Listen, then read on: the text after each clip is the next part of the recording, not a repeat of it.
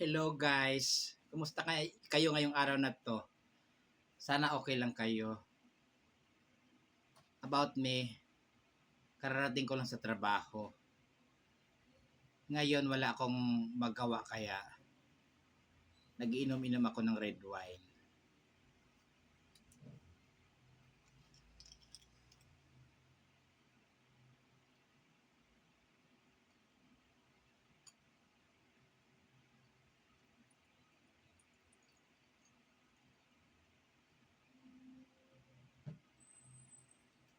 Masarap din kasi mag-inom-inom paminsan-minsan.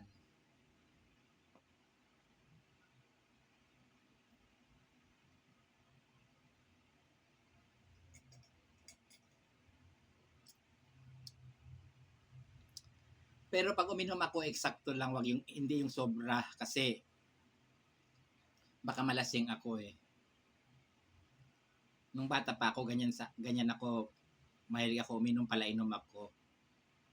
Ngayong tumatanda na ako, medyo kunti na lang pag uminom ako. Natuto na ako kasi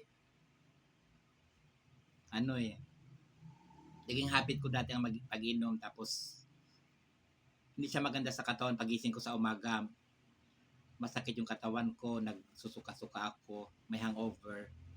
Kaya ngayong tumanda ako, parang iinom ako pero kunti na lang.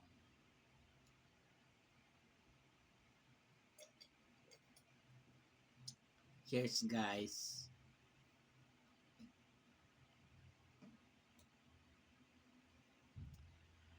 Masarap din naman kasing uminom. Kaya lang pag nasobrahan, di ba, mahirap. Hindi masamang uminom kasi relax yun eh, pang-relax. Hindi naman tayo pwede magbalinis kahit sino sa atin na ayokong uminom dahil masama. Hindi. Kailangan kung uminom ang ibang tao, respetuhin natin sila kasi karapatan nila yun. Porque hindi tayo uminom, sabi nating masama. Hindi. Kung anong gusto nila, hayaan nyo sila. Diba? Nasa iyo kung ayaw mo uminom ng alak. Pero pag gusto mo namang uminom, hanggat maaari, yung tama lang, eksakto lang. Advice ko yan kasi naranasan ko dati nung medyo bata pa ako, parang naging alcoholic ako, naging addict ako sa kainom, halos araw-araw. Dahil nga sa inaaya ng barkada, di ba? Pero hindi pala maganda kasi yun na, lumaki na nga yung tiyan ko, di ba? Nakikita nyo. Lumaki na tiyan ko dahil sa kaalak, tapos yung pera ko doon lang napupunta sa barkada, sa happenings, araw-araw, inom-inom.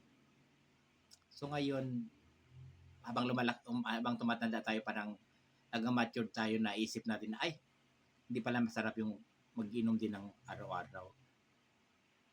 Pwede mag-inom paminsan-minsan. Mas maganda nga kung may okasyon lang eh.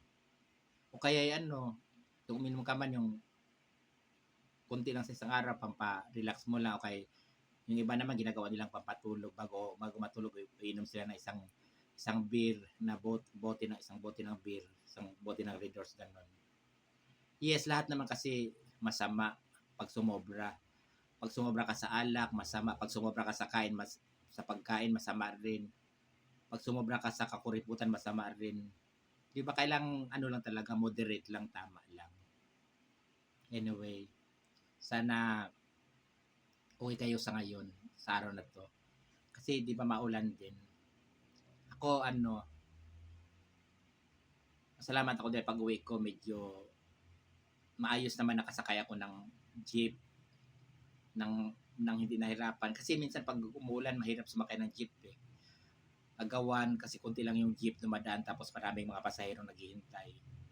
Ngayon okay naman, nakasakay ako ng maayos. Mabilis, nakauwi ako agad.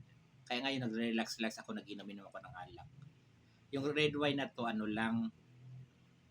konti lang ininom ko kasi tira lang yan kahapon eh. Pag hindi ko kasi naubos, tinutuloy ko kinabukasan. Pwede naman eh. Sana okay kayong lahat guys. Thank you sa panonood. Maiksi lang ang ating chikahan ngayon. Thank you.